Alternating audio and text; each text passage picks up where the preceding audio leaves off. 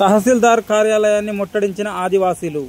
భద్రాద్రి కొత్తగూడెం జిల్లా చర్ల తహసీల్దార్ కార్యాలయాన్ని ముట్టడించిన ఆదివాసీలు తమకు కుల ధృవీకరణ పత్రాలు ఇవ్వాలని కోర్టు ఆదేశాలు ఇచ్చినప్పటికీ అధికారులు న్యాయస్థానం ఆదేశాలను పాటించడం లేదని ఆందోళన చేపట్టారు. మండలంలో అక్రమంగా జారీ అవుతున్న కుల ధృవీకరణ పత్రాలపై సమగ్ర విచారణ జరిపించాలని తహసీల్దార్ని డిమాండ్ చేసిన ఆదివాసీలు. లంచం ఇస్తేనే కుల ధృవీకరణ పత్రాలు ఇస్తామంటే మేము కూడా లంచం ఇస్తామని తహసీల్దార్పై మండిపడ్డ ఆదివాసీలు మాకు న్యాయంగా తమకు ఇవ్వాల్సిన కుల ధృవీకరణ పత్రాలను వెంటనే మాకు ఇవ్వాలని తహసీల్దార్ని డిమాండ్ చేశారు.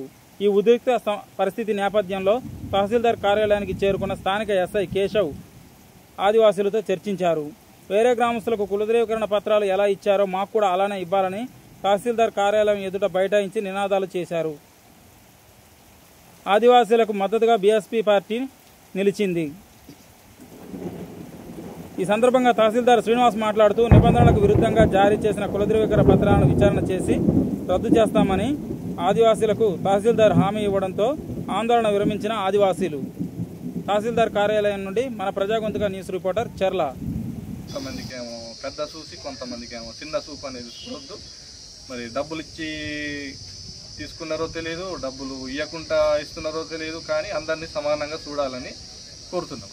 కానీ ఇటువంటి ఆఫీసర్లు ఉండడం వలన ప్రతి ఒక్క పౌరునికి సమానంగా చూడాల్సింది పోయి కొంతమందికేమో ఆపి కొంతమందికేమో ఇవ్వాల్సి వస్తుంది.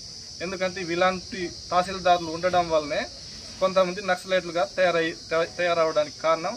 ఇలాంటి ఆఫీసర్లు కూడా దీనికి ఒక బాధ్యత తీసుకోవాల్సిందిగా కోరుతున్నాం.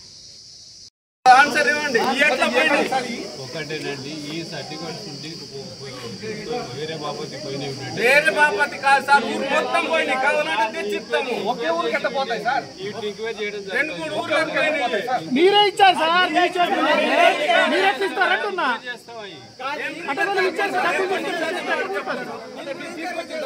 మీరు కూడా మంచిగా 10,000 ఇవ్వండి, ఇస్తారు.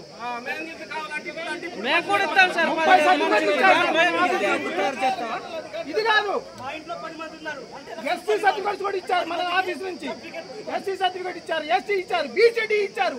300 కాపీలు ఇస్తారు సార్. ఇక్కడ ఆంధ్ర నుంచి వచ్చిన వాళ్ళకి మీరు ఇచ్చారు, మీరే ఇచ్చారు. ఎవరికంటారు? మహారాష్ట్ర నుంచి వచ్చిన వాళ్ళకి ఎట్లా సార్? మీకు తెలియకపోవచ్చు, మీ సంతకంతో ఉన్నాయి. మీరు ఎంక్వైరీ చేయండి. అది ఇక్కడ చదువుకునే పిల్లలు ఉన్నారు. మీరు చచ్చిపోతా ఉన్నారు పిల్లలు.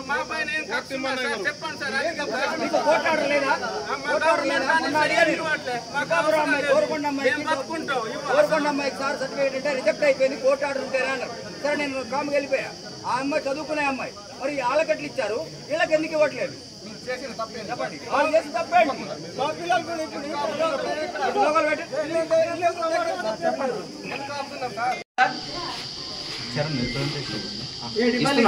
మేమేం చెప్తున్నామంటే చిన్న మాట సార్, నన్ను కంప్లీట్ చేయనండి. మీరే మన అధికారుల దగ్గర నుంచి మా సోదరులైనటువంటి ఆదివాసులకు ఒక గ్రామానికి 2 గ్రామాలకు సర్టిఫికెట్లు ఇచ్చారు. మేమేమంటున్నాం అంటే అట్లా ఇవ్వడానికి మీకు అవకాశం ఉంది కదా, ఇక్కడున్న ప్రతి బిడ్డకు కూడా సర్టిఫికెట్ ఇవ్వాల్సిందే ఖచ్చితంగా. ఇది మా డిమాండ్.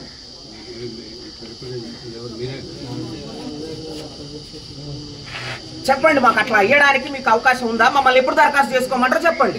ఏం చేయమంటారు చెప్పండి సార్. వచ్చినప్పుడు మేము వస్తాం. ఒక రోజు మాకు డేట్ చెప్పండి. అందరూ మీరు ఈ రోజు మీకు ఎస్సీ క్యాస్ట్ సర్టిఫికేట్ ఇవ్వాలని డిమాండ్తో మెమోరాండం ఇచ్చింది. ఇది కలెక్టర్ ద్వారా ప్రభుత్వానికి చేయడం జరుగుతుంది. వీటి ఈ విషయంలో WPI హైకోర్టు మీద కేసులు కూడా ఉన్నాయి. అవి ప్రస్తుతానికి కూడా ఒక ఆర్డర్ ఇచ్చింది. ఆర్డర్ ప్రకారం కూడా గవర్నమెంట్ దృష్టికి పోవడం జరిగింది. ఆ నుంచి మనకు ఏదైనా వచ్చిన తర్వాత గెజిట్ రూపంలో వచ్చిన తర్వాతనే మన కాడ దాని ఇంప్లిమెంట్ ఉంటుంది. అదేవిధంగా కొందరికి సర్టిఫికెట్స్ వచ్చినాయి అని అంటున్నారు. ఆ లిస్టు మేము తీసుకుని ఎంక్వైరీ చేసి వాటి మీద కూడా చర్య తీసుకోవడం జరుగుతుంది. ఇది మీ లిస్టు మీకు కోర్టు ద్వారా వచ్చిందని కూడా గవర్నమెంట్ దృష్టిలో కూడా పోయింది. ఆ నుంచి వచ్చిన తర్వాత దానికి ఉంటుంది. ఇది మీకు కలెక్టర్ ద్వారా గవర్నమెంట్ తెలియజేయడం మంచిది. కానీ ఈ కోర్టు నుంచి మనకు అది లేకుండా మిగిలిన వాళ్ళకి ఎట్లా ఇచ్చారు? ఒకటేనండి, కోర్టు ఎట్లా ఇచ్చారు? ఆఫీసర్ అక్కడ ఉన్న VRO ఏడి, RI ఏడి, తహసీల్దార్ మీరే సంతకం పెట్టేనండి చెప్తున్నా. అటువంటి ఏమన్నా పోతే ఇయ్యొద్దు అనేది కాదు మా ఉద్దేశం, ఇయ్యొద్దు అనేది కాదు. దయచేసి వాళ్ళకి రావాలా, మా వాళ్ళకి రావాలా, అది మేము అనేది. 1, 2 అయితే ఏదో తప్పు మీద పోయి ఉంటాయి.